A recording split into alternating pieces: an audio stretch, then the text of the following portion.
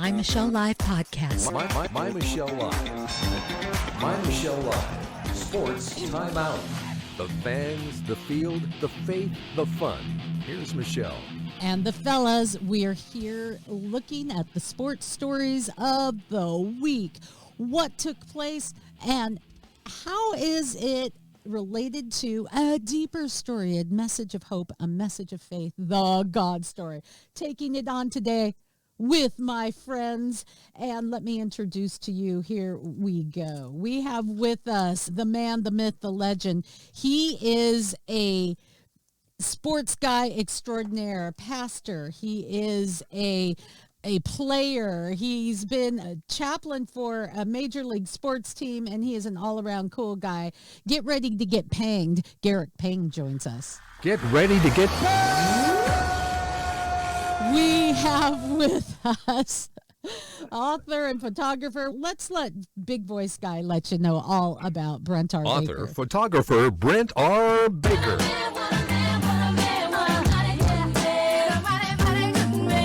I am your humble host, Michelle Mendoza, that does more than just sit here and try to look cute and let the big boys talk. Yeah, I'm in the mix as well, and we're talking sports today. Guys, it is NFL time. Welcome to the divisional round of the NFL playoffs. 7 games left total in the season. 8 games, 8 teams are still alive, but this weekend we'll cut that number by half. It's going to be a good one. What you think? Tom Brady is not going to be in the Super Bowl. And you know, we may never have to deal with that again. Who knows? Frankly, Tom Brady doesn't really annoy me the way some other guys have. It's just you get tired of the same person winning all the time. And I've actually felt bad for him this year. He's had a lot going on personally. His wife and kids are gone, and the team around him isn't as good, and his skills are diminishing. And when you're a high-level athlete, it's really hard to know when. What it reminds me of, and Brent, I'm having problems with your audio. You're in and out and a little quiet. I don't know if you can fix that for me. But in the meantime, you know what it reminds me of? It's difficult for men when they get older and can't drive anymore. It's like, when do you decide to hand over the keys and say, okay, I can't drive a car anymore? Because it's like the last stand of your masculation. It's like, not just men, though. Chevy had a great ad campaign a couple decades ago that it's not just your car, it's your... But it is a man thing. It is. It really is a man thing. In specific, it's not that it doesn't affect women, Garrick. It's just that it hurts deeply. It's a very hurtful thing for men to have to hand over the keys. And I think in a sense that applies to Brady. It was hard for him to hand over the keys. He's been heard this year saying that when you find that one thing you're good at, you just don't want to stop. Of course you don't. But how far did he take it? There are some that are saying that he may actually face a fine for something that was never even talked about during the game. But he did this like soccer swipe. Is it like deflate gate? It's like you do whatever you have to be on top, and you're desperate when you think you're not going to make it. What's up? I think that is one of the things with him in particular. And I think, as you always say, Michelle, getting to the God story here is that when your game is everything, which it seems like it really is a lot to him. I don't know that it's his everything, but it's certainly the biggest thing in his life. And so it's really hard to, and that's what in part has made him such a fierce competitor.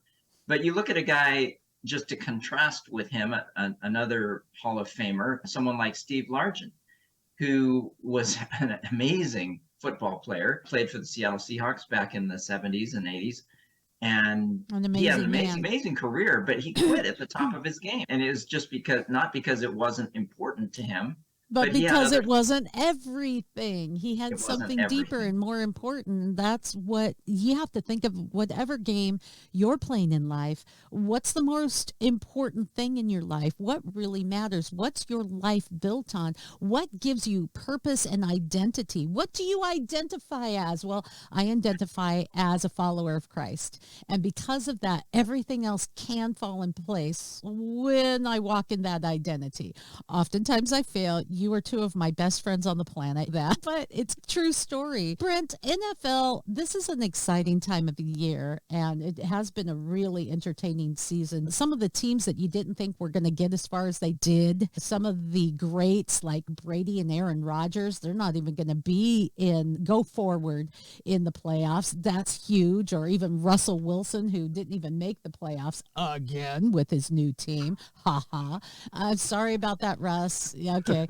At any rate, He's going to be really upset because he watches this podcast faithfully. Right? You know who else watches this podcast and who is part of this podcast is a reporter who follows the Bengals. And Dell isn't with us today, but I wanted to bring up that if you were to look at sports betting sites, they are betting 10-1 that the Bills and the 49ers or the Bengals and the Eagles will be in the Super Bowl, will make it to the end. Plus 600 are two matchups. Any idea what they are? The Jags and the Eagles. Or no, not in the Super Bowl, but Yeah, Okay. the Jags and the Cowboys. No, really, the two matchups that they're Uh-huh. saying are plus 600. the least likely. Least Yeah. likely, yeah. Yeah. Bills or Chiefs or Kansas City Chiefs versus San Francisco. Least likely? Most likely.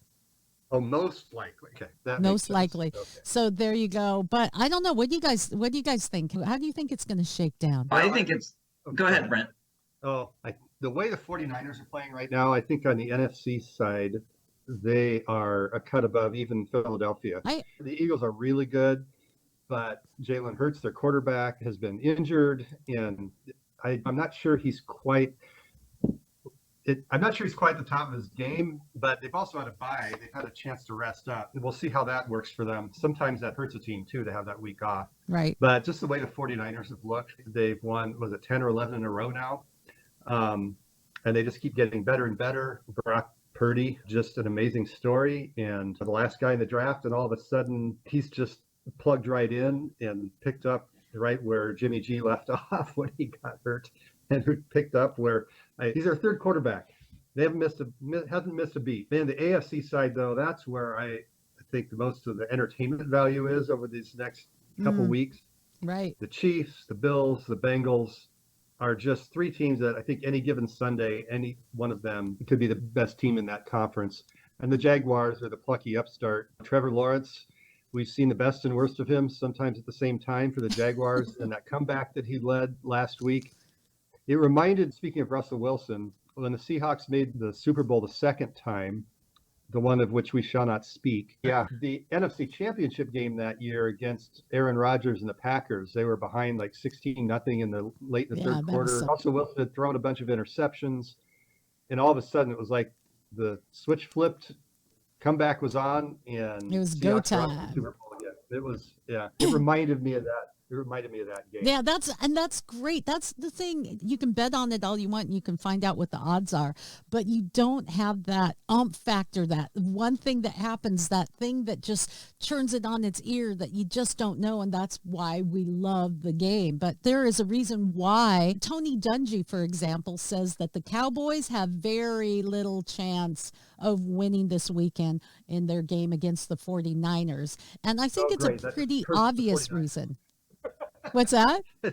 I think you just cursed the 49ers. I think there's an obvious reason, though, that once again, we've talked about this, guys, through the season. The NFL makes choices based on, let's get it on the air, let's make as much money as possible. This isn't about the game. It really is about the entertainment and the money factor.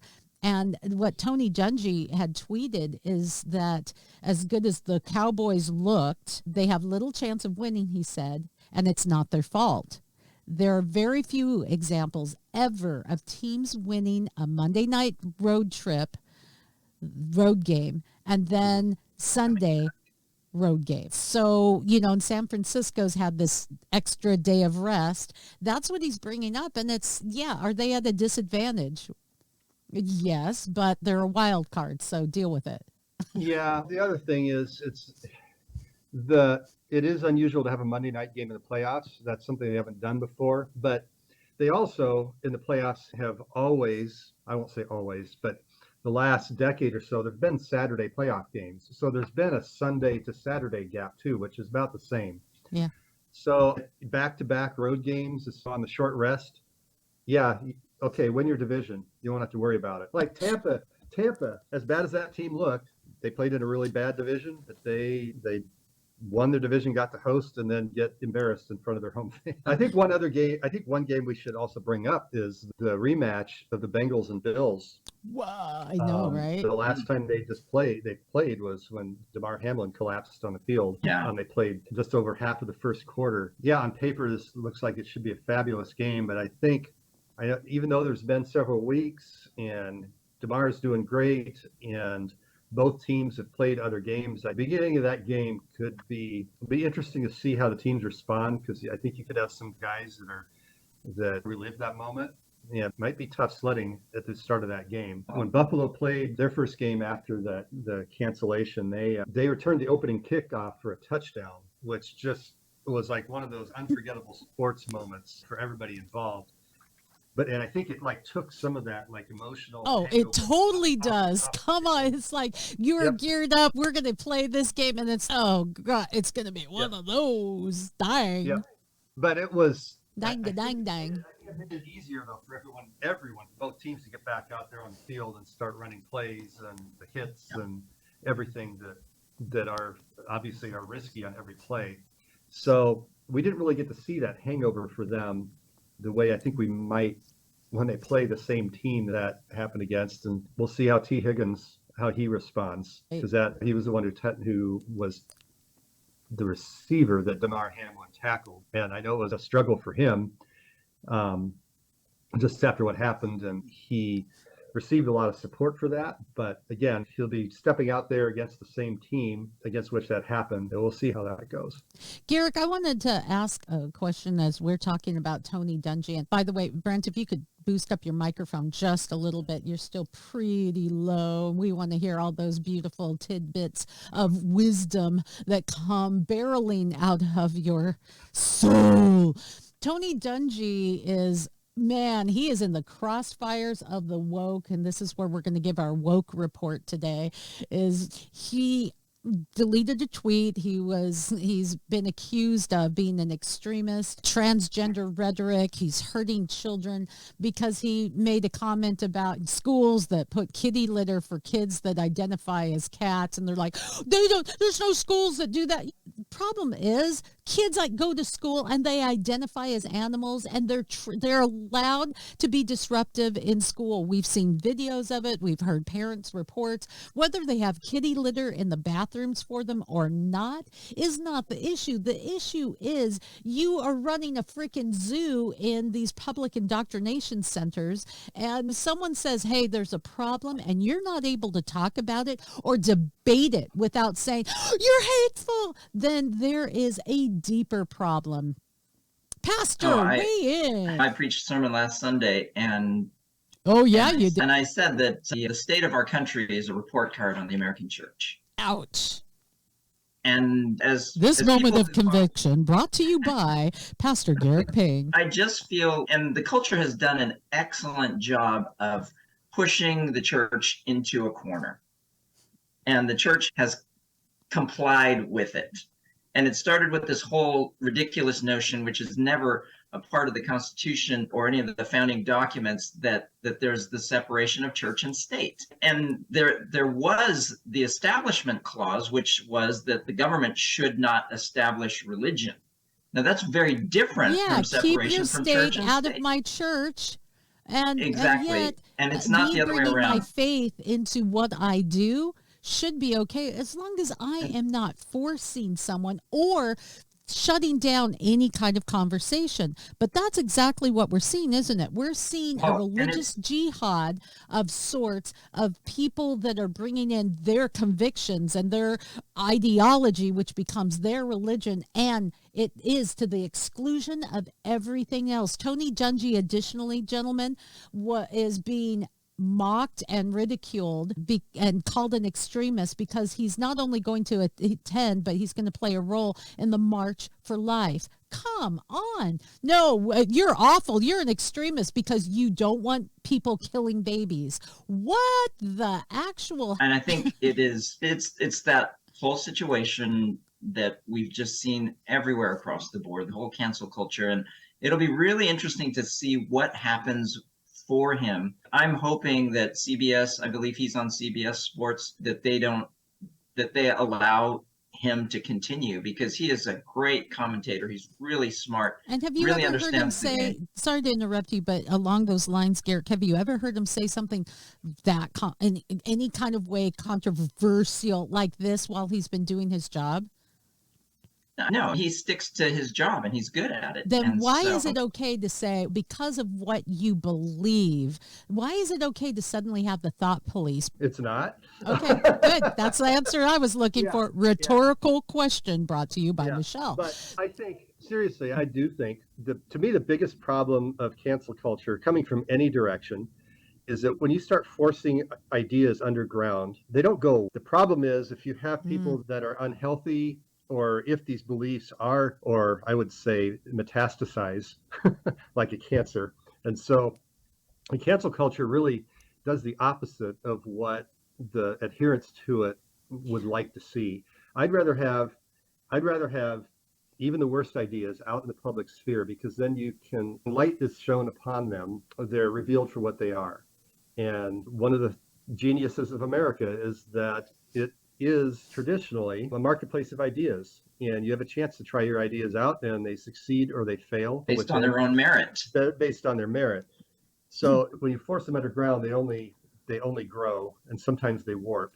Yeah, so, and they do, and that's where you get some of the ridiculous. When you're forcing an idea underground now, the chances are that someday it'll be you whose ideas get forced underground. Ooh, there you go. The pendulum always swings. No one ever thinks it will, but it always swings. The tidbits of wisdom. There you more on the woke report. The Washington Capitals gave fans a lesson on LGBT flags, preferred pronouns on their Twitter account. It's not about hockey anymore, guys. We've got to educate you on what the colors mean and what pronouns there are. And as the Washington Capitals took a break from their regular hockey-related Twitter, it was Pride Night. And their tweets echo something that they had in November, which was to announce to their followers that trans women are women. What does that have to do with hockey? Unless you have some trans woman in the women's sport, I don't get it. But in the midst of it, Philadelphia Flyers defenseman Ivan Provorov sat out for Pride Night, and he said it was really just me being true to my faith, basically. His head coach is ripped for supporting him. And this was pregame. What happens is they come out in their Pride jersey, Pride tape, rainbow tape around their hockey sticks. And he was like, yeah, I'm not doing it. I don't believe in everything that I support people for being people, but I don't believe in everything that they're espousing, and I shouldn't have to adhere to it as a requirement for playing my sport. Good for him. Do you know that his jersey is just about sold out? And so if you want one, you better get one now. That says something, guys. Yeah. People need to continue to stand up for what we believe, because if not, then we're in, and I don't think that it's out of reach to say that our freedoms are literally in danger. They are indeed. Another issue, Governor DeSantis there in Florida kind of body checks the NHL because the NHL had a league promotion, and it was a discriminatory racist job fair. Seriously, whites were not welcomed. And he was like, yeah, not in my state. That's not okay. That's racist. Come on. We want everyone to apply for this job except for your kind. Not okay. There's also some good things that have come out recently. A federal court has barred men from women's sport. A federal judge upheld West Virginia's Save Women's Sport Act. They reject a legal challenge from the American Civil Liberties Union that would have pretty much undermined women's sports in Virginia by allowing men who identify as women to compete in women's sports. And the courts are continuing to say, wait a minute. So have we tried to push so far that we're finally starting to see it swing back with Provorov's jersey selling out, with a federal court saying, wait a minute? What do you guys say? Let's start with Brent. I don't know if it's swinging back, but I think we've seen enough to know without any shadow of doubt that men competing in women's sports because they feel like a woman doesn't work. It's also been revealing this, I can't remember what school, but a transgender swimmer who's changing the other way, who competed as a woman and is now trying to compete as a man, and I believe has been taking hormone therapy. Please correct me if I'm wrong, but they went from being like championship level swimmer to running about 50th or 60th in their events. I'll give that person credit for that's a situation where you're really laying it down for what you believe. But I think we see in practical terms, again, It doesn't work. You cannot compete that way. And if we want level playing fields, at best for these things, we need to have an open classification for transgenders either way. But biological men compete with biological men, biological women compete with biological women. Then put on your dress or your cup guard afterwards. Whatever. Yeah, it's back to your question, Michelle, whether or not the pendulum swinging back or anything like that. Yes, sir. I think a lot of it just depends on whose agenda is being carried forth. And I think people are starting to wake up and smell the coffee in a sense, in terms of recognizing that because it used to just be a free for all. It's, yeah, whatever you want, whatever. But then when it starts really impacting you, that's when people start waking up.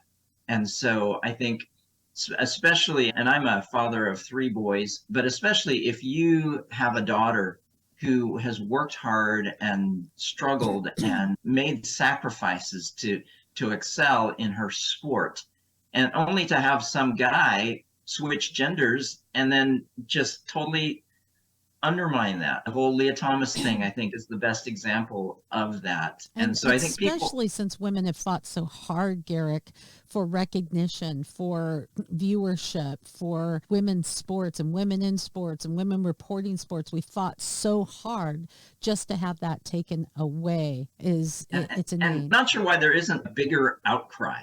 I mean, I don't really understand the logic as to why anyone thinks that it's okay.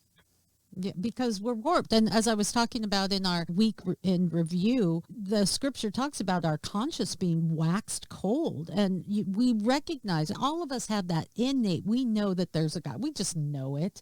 But as we deny it and we deny the truth, we turn our backs. It becomes a little easier. And our conscience seems to be seared. We just can't see truth anymore. And so we'll believe any stupid, ridiculous, destructive thing. But the smart thing to do is, no matter where you are in your beliefs, believe like me, don't believe like me, whatever it is that you believe, check your worldview. Follow it out to the logical end. See if it breaks down. See if it's inconsistent. See if it's hypocritical. And if it is, dude, you better rethink your worldview, because your eternal destiny might lie there within. Just saying. Yeah, I think for me too, and Garrick, it's a good reminder from your sermon. My big risk for me is I get very cynical about all this. And so the fruit of that is, what does it matter what I say or what I think, because no one's going to listen. I'm a straight white male. So well, now I hardly listen to you because of that, but yeah, I'm working on it. But it's very easy to get into that. You're just here for diversity.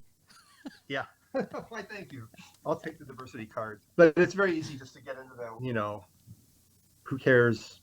They're all going to do what they're going to do anyway, so I might as well just not say anything. Well, and that's exactly what I think has happened with the church and with people who have not voted. We have family in Italy, because my wife's Italian, and they were like, oh, why should I bother voting, right? Because it's all fixed, it's all rigged, it's all whatever. And I think there's that danger of that happening in our country as well. And if you take your faith seriously, you have to ask yourself the question, what part of my life does Jesus Christ not want to be Lord of? And it's every part of our lives that he is called to be Lord of. And so you can't just segment and silo it and say, I'm going to be very outspoken about my faith when it comes to trying to teach people about Jesus. But when it comes to my work life, that's different. Or when it comes to my sex life, that's different. Or whatever it is, you can't silo yourself if you take your faith seriously. I like it. So, my friends, as you're watching, if you follow Garrick on Facebook and you want to hear that kind of sermon preached on Sunday, you may want to watch because he broadcasts live on Facebook. If you're afraid of that kind of conviction, just stay away. You're not going to like it. I'm just saying right there. There's some stories I wanted to go over this week in sports, some sad ones. A Charlotte FC soccer player, Anton Walks, died following a boating accident. There was a horrible accident crash that killed a Georgia football player after their great victory, their championship. Devin Willock, and a staffer recruiter, if I remember right, Chandler LaCroix. It's just really sad. There's been an uptick in weird deaths in sports, but I am here to let you know there's a news that's going on the internet. You may have heard of this, guys, that CNN published a story linking Damar Hamlin's collapse a few weeks ago to the vaccine. CNN adamantly denies that. They did not publish that. But it shows what you were saying, Brent, that sometimes if you don't allow people to say things, reporters to report things to be talked about, then weird things pop up like that. And it just proves your point. Yeah. Honestly, I think the biggest problem with all of that is, back to the cancel culture thing, is the refusal to allow people to ask questions, even more than stamping out ideas. So it's like, okay, what caused Damar Hamlin to collapse? In his case, I'm skeptical that a vaccine had anything to do with it. But if you can't even ask the question, that just encourages all the conspiracy theories. Yeah, and it may not protect people who have been affected. It doesn't help us to find maybe an answer. I wanted to move to some less sad stories, though, if you don't mind. This is still a sad story. I'm not kidding. This is huge for Gonzaga, okay? The Zags have a winning streak of 75 games. For the first time in more than 30 years, Loyola Marymount beat Gonzaga in Spokane. The Lions held on and they knocked off Gonzaga 68-67. So it was so flippin' close on their road trip. They were like 27 points performance, and finally they just clutched it. And it's amazing to me because in LMU's first win over Gonzaga, since I think that would bring it to 1991, they have had a 75-game home winning streak. What would that feel like to the fans? You just go and you expect to win, and then you don't. You might say it's a sad story, but I think it's good to shake up fan base a little. A 75-game home win streak is pretty historic. I don't remember where it ranks on the all-time home win streaks list, but it's the longest winning streak in modern era, to be sure. Okay. So, yeah, it's still, you can't deny Gonzaga's home court advantage, but you also, I think it's clear that Gonzaga's team this year is not quite as strong as what we've had the last couple of years. Who knows what will happen come tournament time, because they'll certainly be well tested. They've had a number of close calls this year, and so it just felt like it was a matter of time before someone might get them. And Loyola is a good team. I think they are a potential NCAA tournament team. I think the conference that the Bulldogs play in is stronger this year than it's traditionally viewed. And so there's a few landmines. St. Mary's is still out there. San Francisco's a good team. And of course, there's always Brigham Young, which that rivalry, unfortunately, is going to go away as Brigham Young moves to the Big 12 soon. But 75 games at home in a row, and now they have to start over. Kind of like that. Kind of like those industrial signs. It was like 0 days since serious accidents happened in our facility. I like what you said, Michelle, in terms of shaking things up a little bit, because which is why I think that going back to the NFL, I think that the Cowboys are actually going to have a good game against the Niners. Because they are a solid team, even though they're the wild card. And I don't think so, but we're going to see who's right next.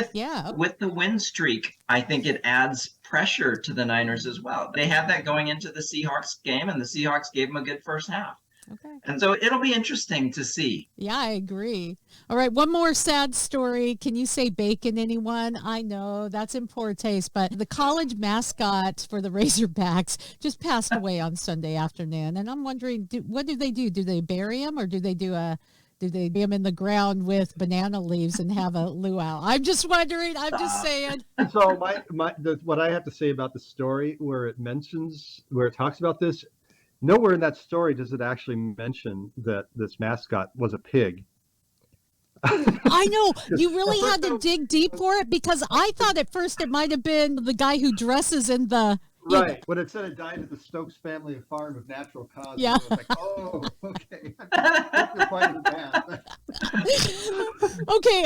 I'm just going to be really honest about it. I read the story and I was looking at it, and I didn't read this particular one, but two didn't mention. And I'm looking at the comments from people, and they're like, what I said, bacon, whatever. I'm like, that's disgusting. And then I realized, okay, it's not a human.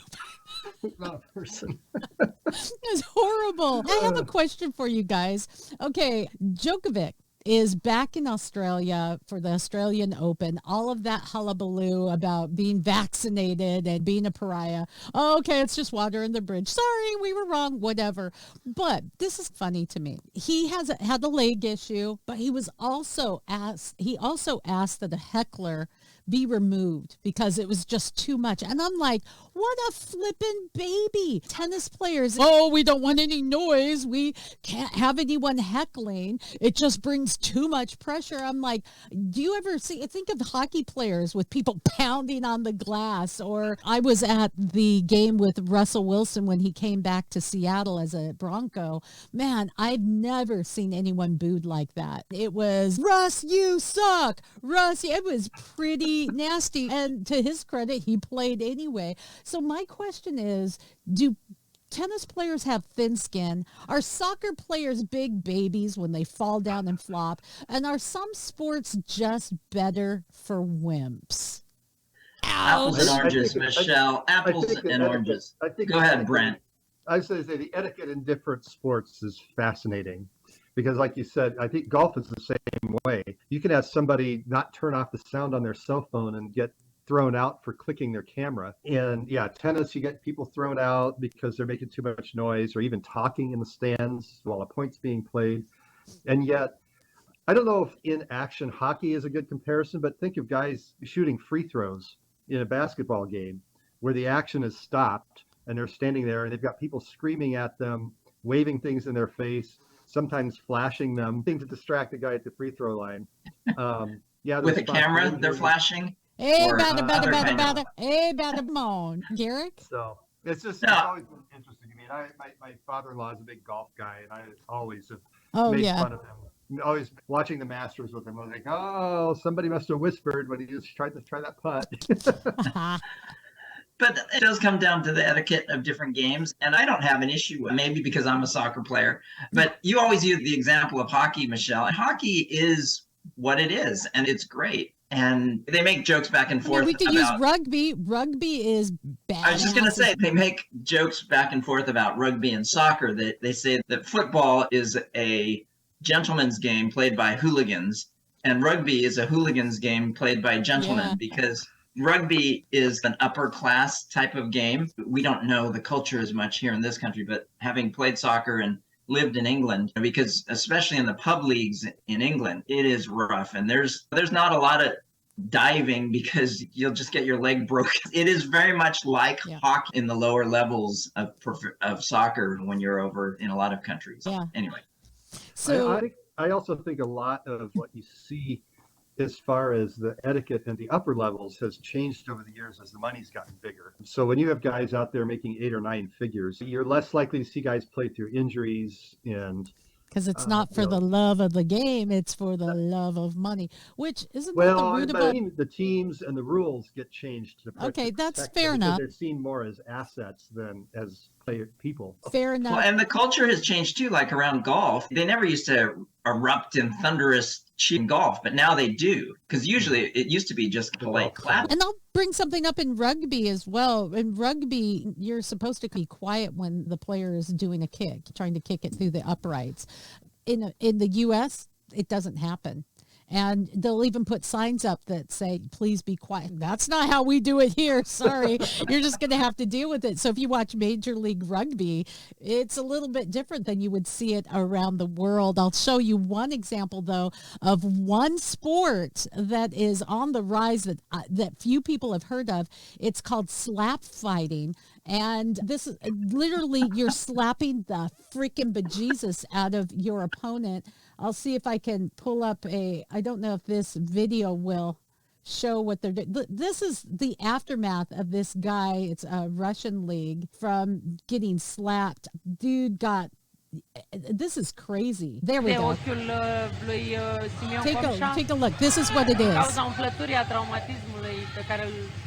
you don't even get to defend yourself? Is that just crazy? They literally are slapping each other, taking turns, slapping each other. What the heck? There's that old saying, no brain, no pain. That's all I have to say. Oh my gosh. Yeah, that's crazy. Guys, it's time for us to take our final shot. Final shot.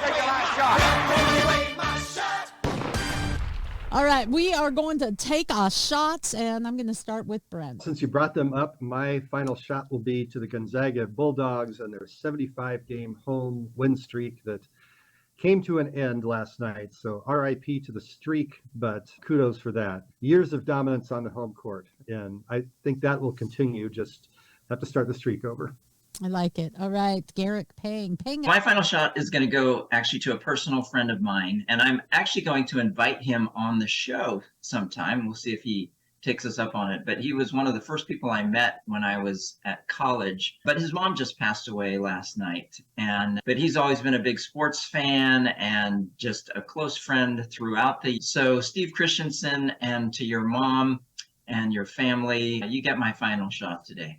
My final shot's going to go out to the Philadelphia Flyers defenseman Provorov, who decided just to sit out and did it respectfully, didn't preach anything, just said, no, I'm not going to do it. This isn't what I'm about. And he took a stand for his faith. Just as you had praised earlier, Brent, the swimmer, biological woman, competed as a male. You said, yeah, you took it all the way for what you believe. You know, when you do that and you do it with respect, wrong, if I agree or don't agree, that is amazing. But when you take a stand for the gospel and for what God says, it is going to bug people. It's going to make people uncomfortable, and I get that. Just understand that there's more power in love than there is in the power of protest or the power of hate and the power of shutting down. It may seem like there's a lot of power in that, and as Brent had said as well, it can paralyze you and make you cynical. But in reality, there's more power. There's more be with us than be with them, and there is more power in the power of love, and especially God's love. And I love you guys. Thank you, my friends, for being with us, and thank you for watching, listening. We will catch you next time. God bless. For more fun, go to mymichellelive.com.